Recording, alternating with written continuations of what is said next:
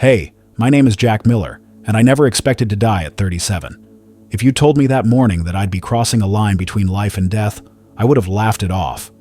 After all, I've been a firefighter for over a decade, and I've faced down more than my share of danger. Fires, collapsing buildings, explosions, you name it. But that day felt no different than any other. It started with the familiar buzz of the alarm, the rapid shuffle of boots, and the adrenaline spike that came every time we suited up. The call was a warehouse fire on the edge of town, a big one. By the time we arrived, thick black smoke was already billowing into the sky, and you could feel the heat radiating from a block away. These are the moments where training takes over. There's no room for fear or hesitation. You move fast, trust your crew, and focus on the job. As we approached, I caught a glimpse of a young woman standing outside the building, her face streaked with soot and tears. She was shouting something, her voice hoarse, pointing frantically toward the entrance. It didn't take long to figure out why. Someone was still inside. A worker, trapped near the back. Without a second thought, I grabbed my gear and headed in. The heat hit me like a wall the moment I crossed the threshold. Flames were chewing through the wooden beams above, and the air was thick with smoke, making it almost impossible to see. My breathing apparatus hissed steadily as I moved through the building, my heart pounding in rhythm with the crackling fire. I radioed my team, giving updates as I navigated deeper, following faint cries for help. I found him in a storage room, crouched behind a pile of debris. He was terrified, barely conscious, but alive.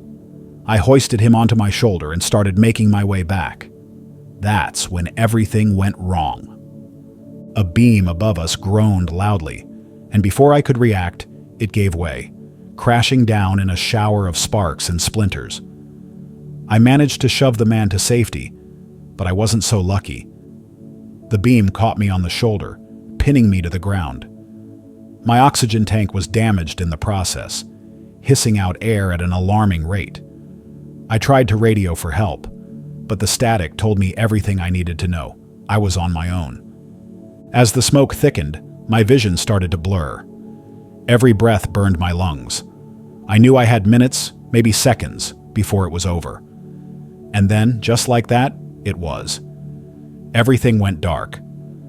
When I woke up, or at least when I became aware again, I wasn't in the warehouse anymore. At first, I thought I might have made it out and was in a hospital. But no, this wasn't a hospital. In fact, it wasn't anywhere I recognized. The space around me was strange. It wasn't dark or bright, just warm, and there was this sense of peace that wrapped around me like a blanket. It was as if every worry, every fear had been left behind. And then I saw him.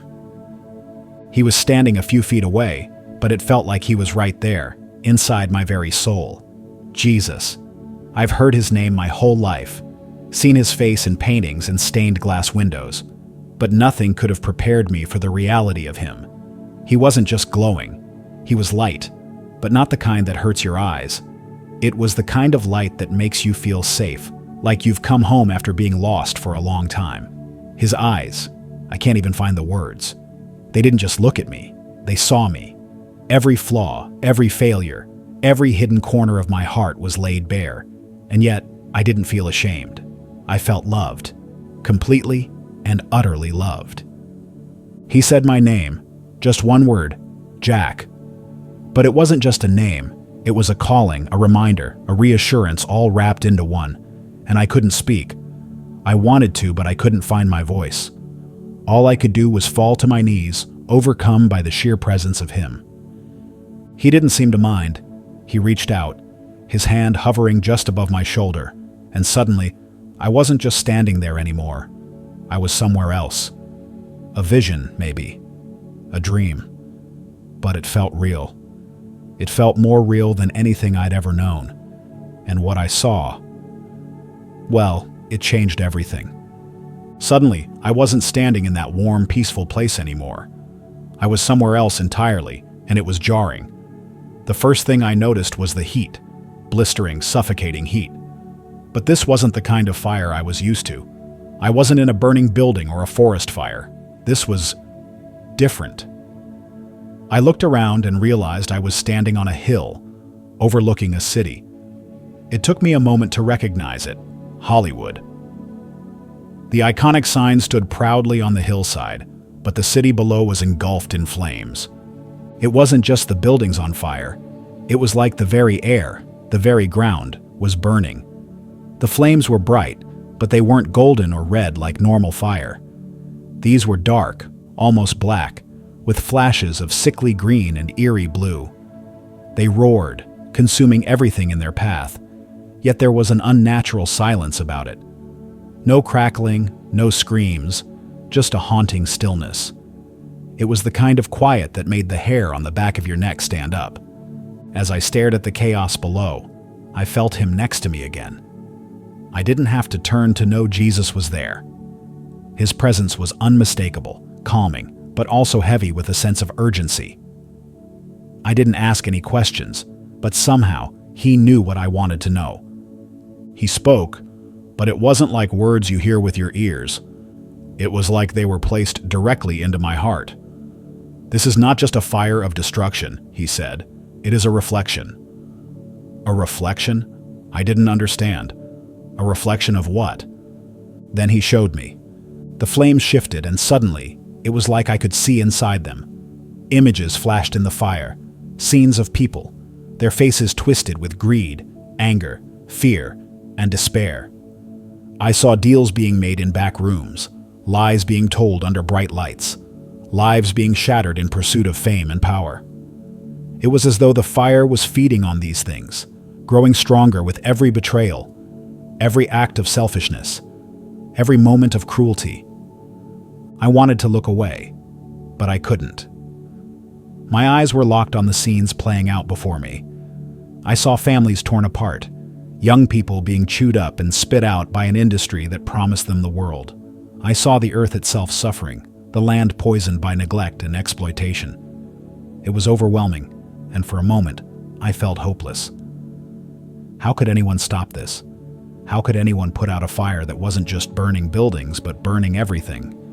Hearts, souls, the very foundation of what it meant to be human? But Jesus wasn't done. He didn't just show me the destruction, he showed me the cause. He told me that these fires, these Hollywood fires, weren't just accidents or natural disasters. They were a manifestation of something much deeper, something spiritual.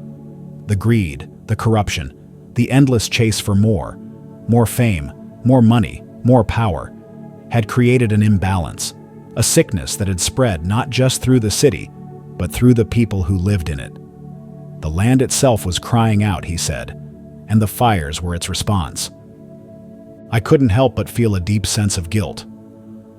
I wasn't part of Hollywood, but I was human, and I'd seen these same patterns in myself, in the people around me.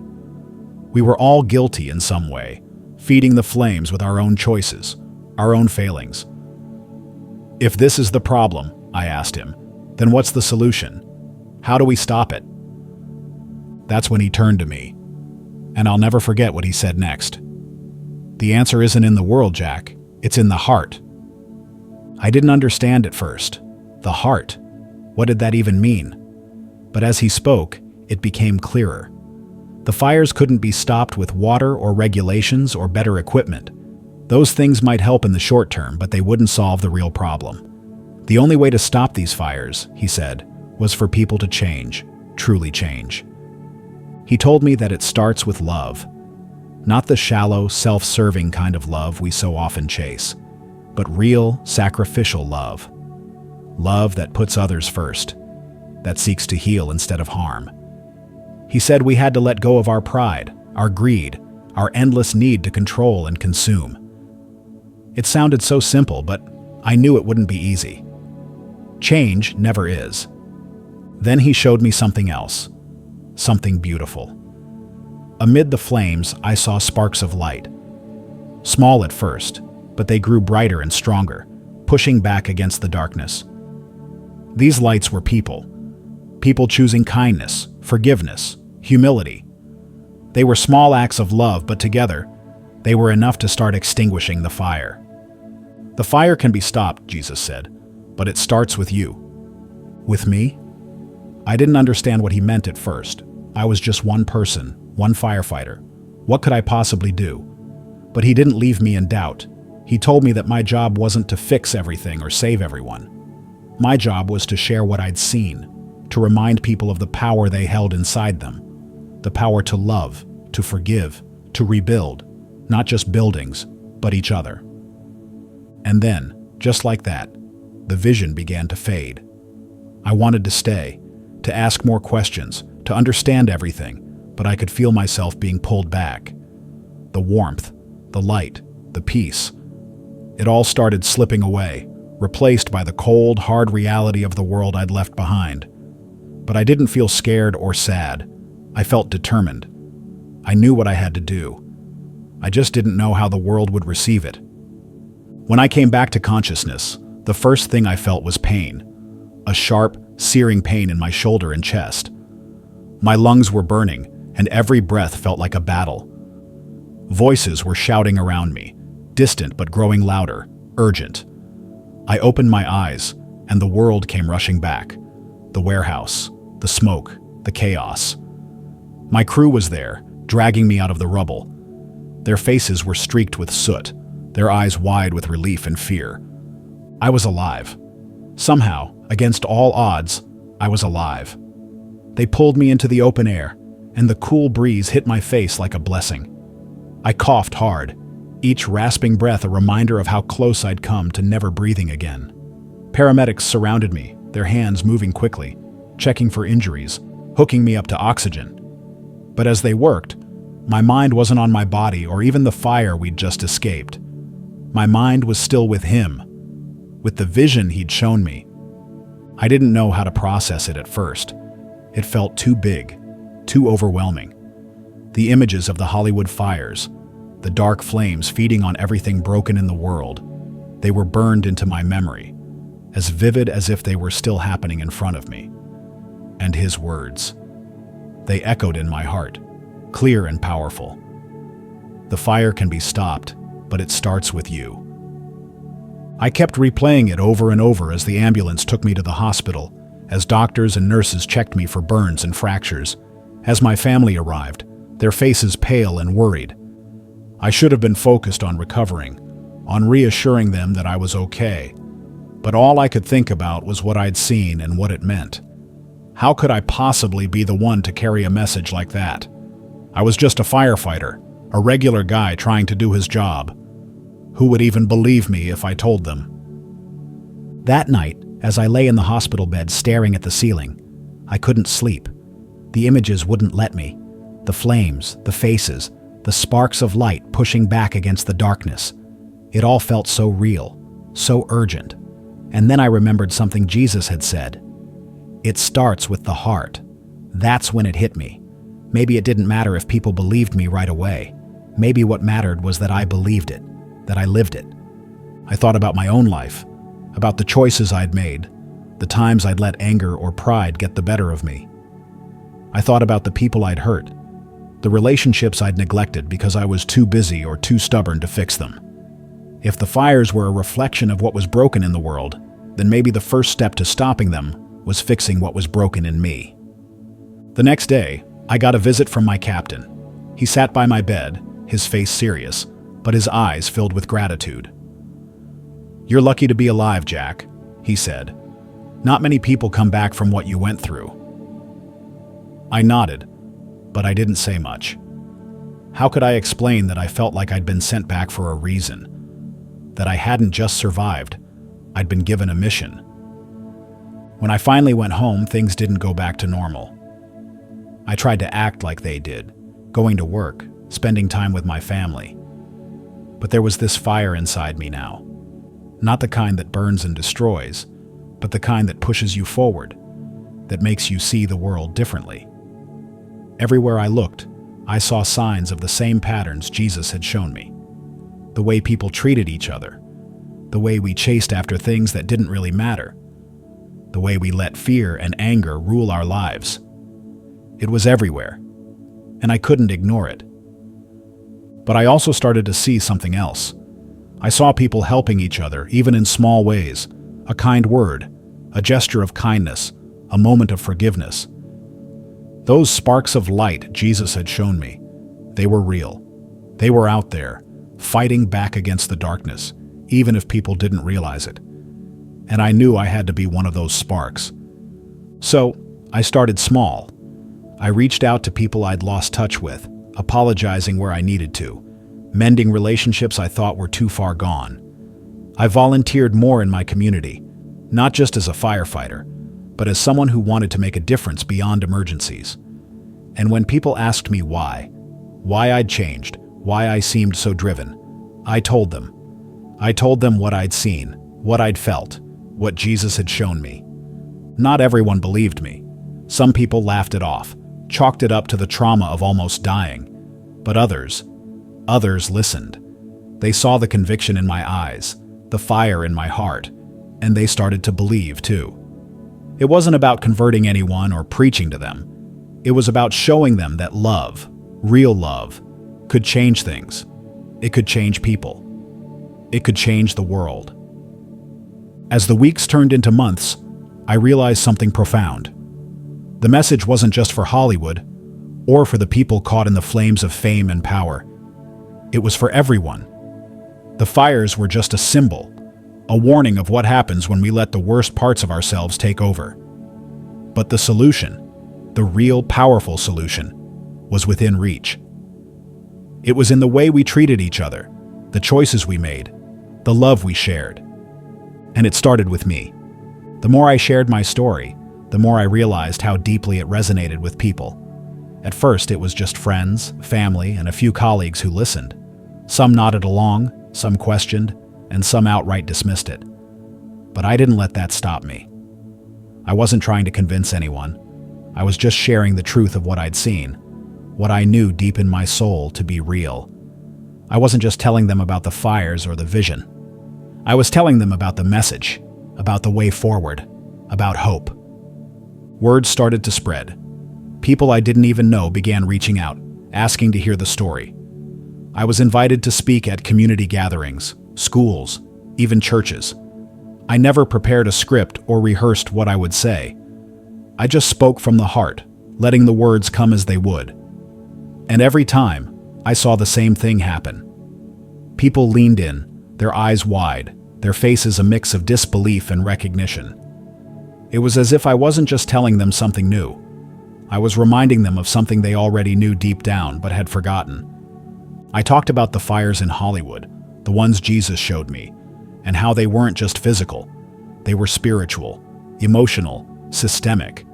They were the product of years, decades, maybe centuries of neglect, not just of the land, but of the human spirit. I described how the flames fed on greed, on selfishness, on everything we allowed to fester in our hearts. But I also told them about the sparks of light, those small acts of love and kindness that could push back the darkness. At first, people were skeptical. How can love stop a fire? They'd ask. How can kindness fix something so broken? And I'd tell them the truth.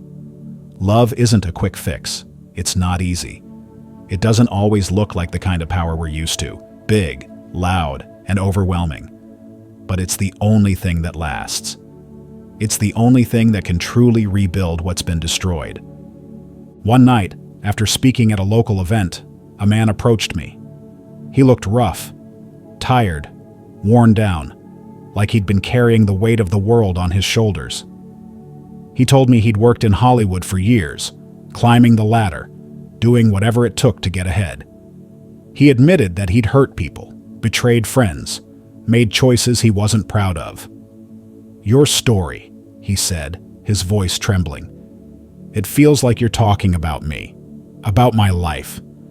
Is it too late for someone like me to change?" I'll never forget what I told him. It's never too late. The fire might have burned down a lot, but it hasn't destroyed everything. You're still here. You still have a choice. Start with one spark, one act of love, one step in the right direction. That's all it takes to start pushing back the darkness. He nodded, tears streaming down his face, and I saw something shift in him, a spark. That moment was small, just one conversation with one person. But it stuck with me because it reminded me that change starts small. It starts with one heart, one decision, one spark at a time. As more people heard the message, something incredible began to happen. They didn't just listen, they acted. I started hearing stories of people reconciling with estranged family members, helping their neighbors, choosing forgiveness over grudges. They weren't doing anything earth-shattering, at least not on the surface, but those small, quiet acts of love and kindness were adding up. They were spreading, lighting up the darkness one spark at a time. It wasn't just individuals who were changing either. Communities began to shift. People started coming together, working to heal the brokenness around them. They planted trees in areas scarred by fires, started programs to support struggling families, and advocated for changes that prioritized people over profit. It wasn't perfect, and it wasn't easy, but it was real. And it was powerful. I realized that the message Jesus had given me wasn't just about stopping a literal fire. It was about stopping the fires in our lives, the ones that consume us from the inside out. The fires of anger, fear, resentment, greed, they're just as destructive as any wildfire, maybe even more so. But just like a wildfire, they can be stopped, they can be contained, they can even lead to new growth if we're willing to do the work. Now, I live every day with that message in my heart. I wake up with a sense of purpose I've never felt before. I still fight fires, but I know that my real mission is bigger than that. It's about being a light in the darkness, a spark of hope in a world that so desperately needs it. And the amazing thing is, I'm not alone.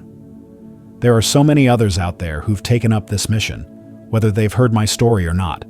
They're out there, spreading light, pushing back the darkness, one spark at a time. When I think back to that day in the warehouse, to the moment I thought my life was over, I can't help but feel grateful. Grateful for the second chance I was given. Grateful for the message Jesus trusted me to carry. Grateful for the reminder that no matter how dark things get, there's always hope. There's always a way forward. And it starts with love. It starts with us. It starts with you.